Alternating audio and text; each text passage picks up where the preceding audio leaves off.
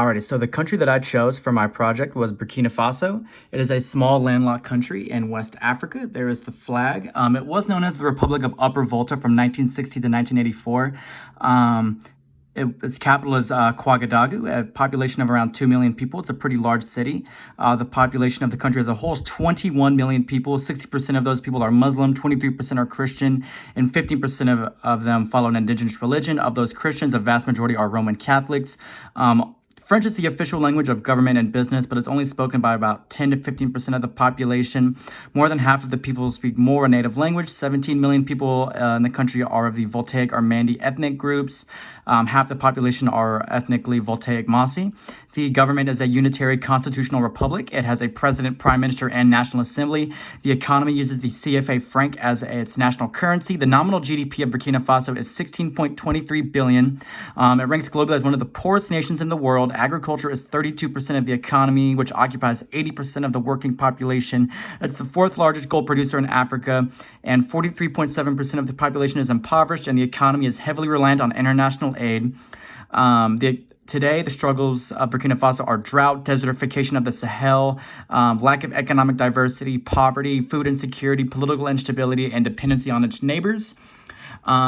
So I decided to focus on Thomas Sankara for my country because he was a pretty influential figure, not only in Burkina Faso's history, but African history. So historically, Burkina Faso was ruled by the Mossi Kingdom for about 800 years since the medieval era. The French conquered the region in 1919 and joined it into French West Africa. It used the circle system with a white European officer kind of using local African chieftains as his intermediaries to carry out colonial orders. The French passed the Code de l'Indigène, which kind of gave the French colonial authority summary powers to arrest, try, and punish anybody that they saw as their citizen in overseas territories, and it allowed them to acquiesce forced labor whenever they wanted.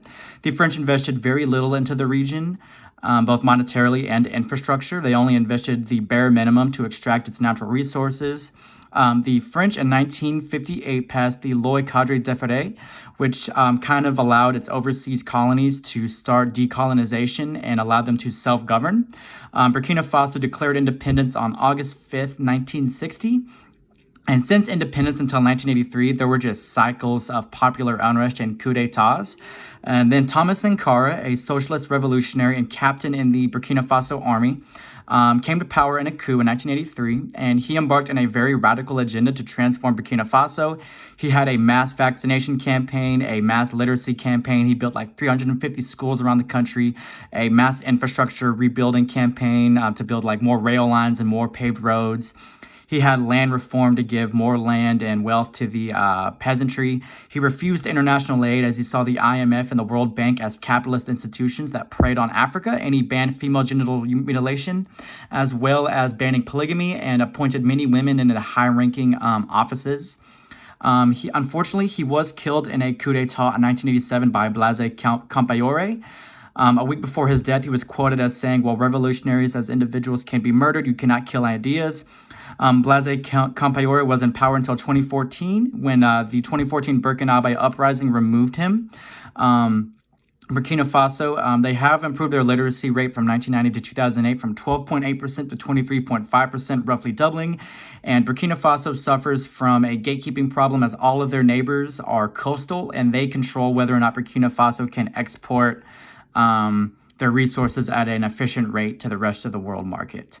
If you Google image search Burkina Faso, a lot of the images are of war and poverty, but I wanted to use one that showed the vibrant city life in Ouagadougou. And with that, that is Burkina Faso.